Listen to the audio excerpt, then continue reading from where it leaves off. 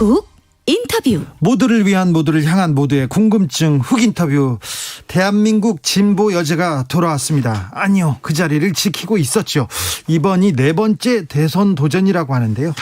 정의당 심상정 대선 후보가 그리는 대한민국, 그리고 이번 대선의 시대정신 함께 들어보겠습니다. 심상정 후보 어서 오세요. 네, 안녕하세요. 네. 정의당 대선 후보로 선출되신 거 먼저 축하드립니다. 네, 고맙습니다. 네. 결선 투표까지 가는 길 언제나 그랬듯이 좀 쉽지는 않았습니다. 어떻게 평가하고 계십니까? 이제 우리 당원들이 이번 대선을 놓고 네. 하여튼 뜨거운 경선이 돼야 된다. 네. 그리고 또 최종적인 후보는 본선 경쟁력 있는 후보가 돼야 된다. 네. 이렇게 이제 계획을 갖고 계셨는데 그 2마리 토끼를 다 잡는 경선이었다고 생각합니다. 그렇습니까? 예, 최종적인 승리를 안겨주신 네. 우리 당원들의 뜻을 잘 받겠습니다. 일부에서는 세대 교체 필요하다. 그리고 정의당 달라져야 된다. 이런 얘기도 많이 나왔어요. 네, 정의당 달라져야 되죠. 네. 최근에 이제 특히 지난 총선 때 네.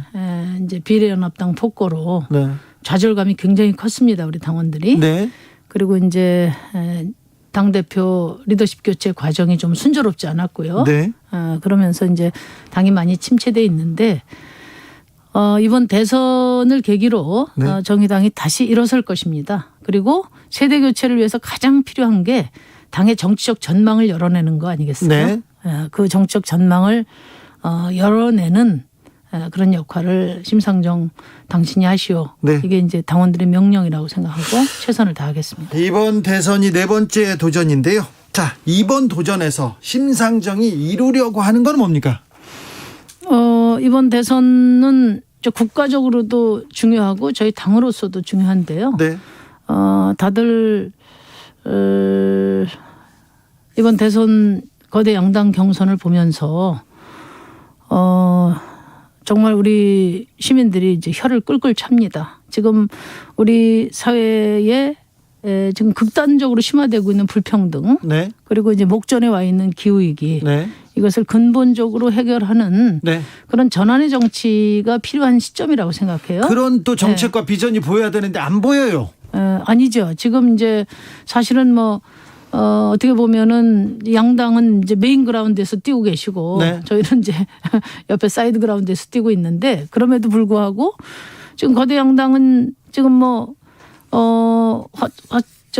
화천대유 그다음에 고발사주로 다 덮여 있습니다. 네. 그래서 이 대선 같은 장에서라도 우리 국민들이 대접을 받아야 되는데 국민들의 삶을 짚어보고 또 더 나은 삶을 위해서 여러 비전과 정책을 가지고 다투는 모습을 보고 네. 누굴 찍을까 이렇게 행복한 고민을 하시도록 해야 되는데 네.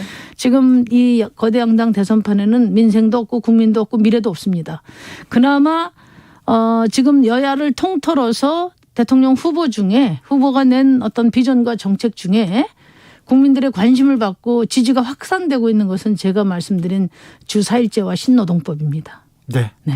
3116님께서 정의당에서 대통령이 나오면 나라가 어떻게 달라질지 참으로 궁금합니다. 심 대표님, 대통령을 만들어서 5년간 한번 경험해보고 싶어요. 이런 지지자의 얘기를 들었습니다. 그런데 거대 양당 사이에서 진보 정당의 존재감. 그런데 4번째 도전인데 처음에보다 2번째보다 3번째보다 더 높아졌다. 더 위상이 높아졌다. 이런 생각은 조금 안 들어요. 저는 이제 시민들의 전략이 달라지고 있다고 생각하거든요. 네. 네. 그러니까 이제 심상정 리더십 인정하는데, 네. 근데 소수당이 집권할 수 있어? 네. 이런 생각이 그동안의 지배적인 생각이었어요. 예. 그러다 보니까 양당 중에서 네. 최악을 막기 위해서 차악의 선택을 하는 차악의 정치가 지속돼 왔고 그것이 예. 우리 사회를 과거에 묶어둔 그런 결정적인 이유거든요. 네. 그러니까 이제는 이제 발상의 전환을 해야 됩니다. 소수당도 얼마든지 대통령이 될 수 있고 집권할 수 있어요. 네. 유럽 같은 데 보면 리더십만 신뢰할 수 있으면 소수당이 집권해서 책임 연정으로 네. 이제 미래를 열어가고 더 좋은 어떤 정치의 모습을 보이는 경우가 많거든요. 네. 심상정을 대통령 만들어 주시면 아마 대한민국 최초의 책임 연정 시대가 열릴 겁니다. 그리고 이제 민주당 지지자들 심상정을 많이 찍었던 우리 지역구의 지지자들도 제가 그런 말씀 드리는데요. 지금 누가 대통령이 돼도 권력 슈퍼 갑은 여전히 민주당이에요. 왜냐하면 180석의 의회를 갖고 있지 않습니까? 네. 그래서 결국 예산권 또 법령 제정권 다 갖고 있기 때문에 민주당이 여전히 주도합니다. 그런 네. 상황에서 지금 거대 양당 후보들은 사실 앞날이 매우 좀 불투명한 상황입니다. 불투명합니까? 예. 그런 상황에서 우리 시민들이 이제는 이제 더 이상 34년 동안 번갈아 집권한 몰아준 네. 산업화 세력, 민주화 세력에 대해서는 네. 분명히 책임을 묻는 대선이 돼야 된다. 책임을 물어야 됩니다. 예, 미래로 나가려면 네. 이제는 거대 양당 중에 하나가 아니라 소수당이라 하더라도 책임 연정을 잘 이끌어낼 수 있는 심상정 대통령으로 뽑아주시기를 바랍니다. 거대 양당 후보들 앞날 불투명합니까? 지금 불투명하죠. 이재명 후보 불투명합니까? 이재명 후보는 일단 지금 대장동 개발 사업의 여러 의혹에 대해서 이제 의혹 앞에 지금 서 있기 때문에 수사도 진행돼야 되고 또 이 문제에 대한 검증 과정이 이제 필수적이죠. 의혹을 그리고 지금 제기한다고 해서 책임을 물을 수는 없잖아요. 일단 이제 지금 이재명 지사가 단군 이래 최대의 공익 사업이다 이야기한 것을 이제 믿는 시민들은 없거든요. 저도 이제 국정감사 하면서 제가 따져봤는데 이재명 지사의 의도가 어쨌든 간에 어쨌든 이거는 이제 공공의 외피를 쓴 어떤 천문학적인 민간 특혜 사업이다. 그래서 지금 각 5천억뿐만 아니라 앞으로 이제 지금 토지 매각도 남아 있고 분양도 남아 있는데 이걸 다 합치면 거의 1조에 가까운 그런 수익이 민간에게 돌아가는 그런 사업이란 말이에요. 그러면 적어도 이재명 지사가 이 사업의 최종 행정 책임자로서 그리고 무엇보다도 이 천문학적인 이익이 민간에게 돌아가도록 밑그림을 그리고 그것을 핸들링한 분이 이제 유동규 씨거든요. 네. 이재명 지사가 임명한 분이 지금 이제 배임으로 구속돼 있는 상황이기 때문에 네. 최소한 이것은 이제 당했든지 이재명 지사께서 당했든지 아니면 결탁했든지 둘 중에 하나인데 결탁 여부는 이제 수사를 통해서 신속하게 밝혀져야 될 것 같고요. 최소한 이제 이런 천문학적인 불로소득이 민간에게 돌아가도록 한 이 사업에 대한 행정 책임자로서 분명한 정책 책임을 말씀하셔야 된다. 저는 그렇게 생각합니다. 민주당 지지자들은 그런데 이재명 후보에 대한 지지를 거두지 않는 것 같습니다. 대장동 의혹 별로 큰 문제가 아니라고 보는 것 같습니다. 그렇게 해석하는 것은 저는 시민의 뜻하고는 거리가 있다고 보거든요. 윤석열 씨도 여전히 지지를 거두지 않고 있잖아요. 지금은 양당 쪽에 이쪽이 대선은 서로 저쪽이 돼서는 안 된다고 생각하기 때문에 네. 일단 저는 머물러 있지만 이 대장동이나 또는 고발사주 의혹이 네. 어떻게 결론이 나느냐에 따라서 저는 이제 시민들이 이제 최종 판단을 하실 거라고 봅니다. 그렇다면 말 나온 김에 윤석열 후보의 앞날은 어떻게 보십니까? 윤석열 후보도 지금 고발사주 의혹이 네. 점점 사실에 부합해 가고 있지 않습니까? 그렇기 때문에 우리가 국민들이 검찰 개혁에 절대적인 지지를 보낸 것은 국민을 위한 검찰이 되라는 거였어요. 그렇죠. 유전무죄, 무전유죄의 관행 없애고 네. 정치 검찰 하지 마라. 네. 그런데 이번 고발사주권은 이제 검찰이 자기 조직 보위를 위해서 네. 이제 고발을 사주한 거지 않습니까? 전형적인 정치 검찰의 네. 모습을 보여준 거예요. 그래서 예. 당시 검찰총장으로서 정치적 책임을 면하기 어렵다 저는 그렇게 봅니다. 3871님께서 보수 토건 비리 때려잡는데 힘을 내주세요 얘기합니다. 0861님께서는 노동자를 대변해 주세요 얘기합니다. 노동자 곁에는 심상정이 있었죠. 3287님께서 심상정 후보님 처음에는 같은 심씨라서 좋아했나 봐요. 심씨라서. 그다음엔 불의에 맞서는 모습이 좋아서 큰 관심을 가졌다가 작년에 좀 실망했습니다. 초심 다시 상기하시고 이번엔 꼭 큰 목소리 들려주시길 바랍니다. 작년에 좀 실망했다 이런 얘기를 하는 것도 또 하는 분들이 있습니다. 정성규님, 정의당만의 색이 좀 없어진 것 같아요. 분발 필요합니다. 이렇게 얘기하는데 거대 양당의 구도 속에서 정의당만의 색깔, 심상정만의 희망 뭐라고 생각합니까? 지금 이제 우리나라는 경제 지표로는 분명 경제 선진국입니다. 예. 그런데 과연 시민의 삶도 선진국인가? 네. 이 질문에 답하는 대선이 돼야 됩니다. 네. 그러니까 그 경제 지표 이외에 여러 가지 사회 지표는 OECD 기준으로 보면은 자살률 1위, 그리고 노인 빈곤율 1위, 남녀 임금 격차 1위, 출생률 최저. 네. 그러니까 최악의 상황이거든요. 네. 그러니까 지난 70년 동안 우리 국민들이 피땀 흘려서 쌓아 올린 성과를 네. 일부 특권층의 특혜로 고착화시키고 네. 청년의 미래를 빼앗은 이 산업화 세력, 민주화 세력 30년 집권 시대를 전 끝내야 된다고 봅니다. 산업화 네. 세력, 민주화 세력. 예. 네. 제가 청년일 때 선진국은 네. 이민 가고 싶은 나라였어요. 네. 나의 개성과 잠재력이 발현될 수 있고 나대로의 삶이 존중되는 그런 나라가 선진국이었습니다. 그런데 네. 지금 우리 청년들 어떻습니까? 청년들이 탈출하고 싶은 나라가 아니라 청년들이 함께 살고 싶은 나라 네. 만드는 대통령 되겠습니까? 그 부분은 많이 부족하고 그쪽에서 그런 그 논의가 이번 대선에 좀 많이 이루어졌으면 좋겠습니다.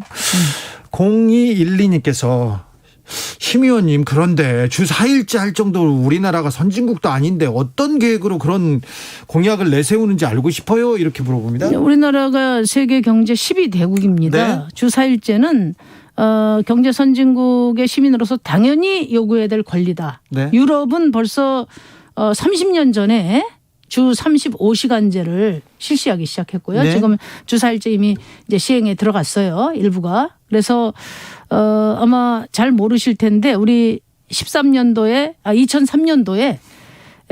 주 5일제 도입이 제도화된 것은 제가 이제 금속노조 사무처장 시절에 네. 중앙교섭을 통해서 주 5일제 주 40시간제를 합의를 이끌어냈습니다. 그게 이제 국회에서 제도화되게 된 그런 이제 밑바탕이 됐는데 주 40시간제 실현시킨 심상정이 주 네. 4일제도 반드시 실현시키겠다.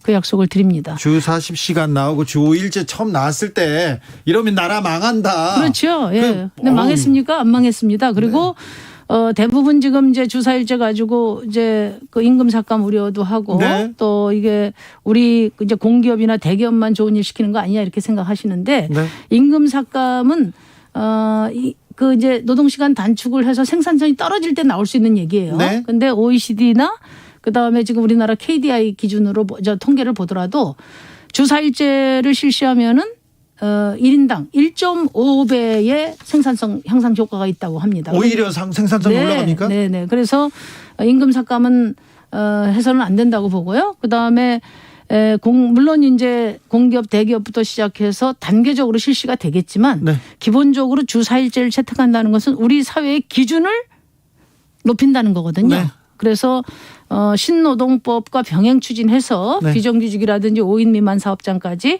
빠른 시일 내에 격차를 줄일 수 있도록 네. 이렇게 노력을 하겠습니다. 알겠습니다. 심상정이 얘기하면 몇 년 후에는 이루어지더라고요. 그거 알고 계시네요, 그거를. 네, 그건 이루어지는데. 그걸 아무도 알아주질 않아서 제가 섭섭했는데 우리 네. 주진우 저는 앵커에서, 알죠. 네. 8378님께서 심 대통령 후보 카카오 모빌리티 국감 그 모습 정말 돌진하고 세심한 모습 감사드립니다.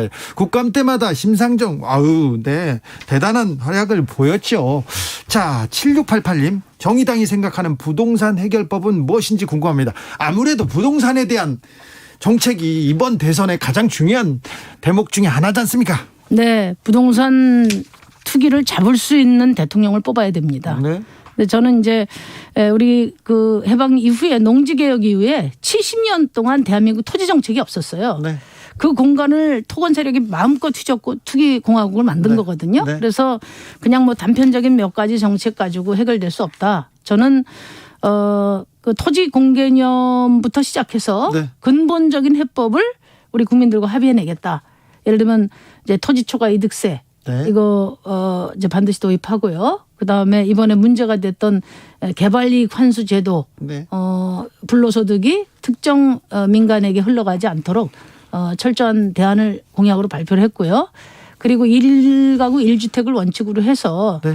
3주택 이상은 등록된 임대사업이 아닌 이상 네. 금지하는 것으로 이렇게 저희가 방안을 갖고 있습니다. 알겠습니다. 주사일제에 대해서 난색을 보이는 분들이 좀 있습니다. 5632님께서 주말 이틀 저기 와이프랑 같이 있기 힘든데요. 3일 동안 할 게 없어요. 얘기하는 분도 있습니다. 네. 다른 길을 찾으시면 되죠. 심상정에게 부족한 게 뭔가요? 좀 인간적인 면모를 좀 보여주셨으면 좋겠다는 그런 문자가 계속 옵니다. 윤석열 후보 얼마나 인간적입니까? 왕자도 있고 막 그런 얘기를 하는데 자, 심상정에게 부족한 거 유머라고 얘기하는데 유머는 부족하지 않습니다. 또 인간적이면 많은데 그걸 잘 모르네요. 이제 사실 뭐 그동안에 이렇게 약간 소녀 가장처럼 이렇게 했잖아요. 네. 소녀 가장의 삶이 굉장히 고달픕니다. 네, 그런데 같이 또 부담을 부담을 같이 지던 노회찬 의원이 또 그렇게 또 그래서 되시고. 우리 시민들께서 이제 다시는 대통령 후보로 나오지 않도록 이번에 꼭 대통령을 만들어 다시는 나오지 말도록. 예. 네. 소녀가장 주시기를 이제는 바랍니다. 그만하게 대통령 네. 만들어 달라. 그럴까요? 자, 심상정이 꿈꾸는 대한민국은 어떤 나라일까요? 그러니까 대권보다 시민권이 강한 나라를 네. 만들겠습니다. 지금 사실은 이 양당 체제 위에 대통령제 그 어떤 분이 대통령이 되더라도 네. 아무리 잘해도 자기 권력 지키는 이상으로 할 수 없는 체제입니다. 특히나 불평등과 기후위기를 근본적으로 해결하기 위해서는 네.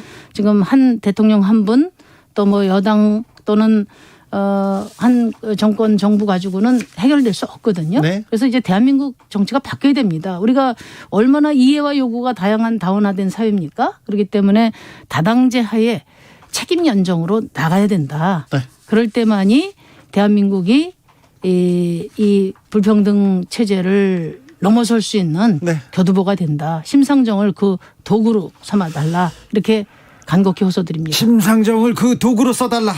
대권이 아니라 시민권을 가져오겠다. 김종현님께서 심상정 다 좋은데 부족한 게 하나 있어요. 지지율 얘기했습니다.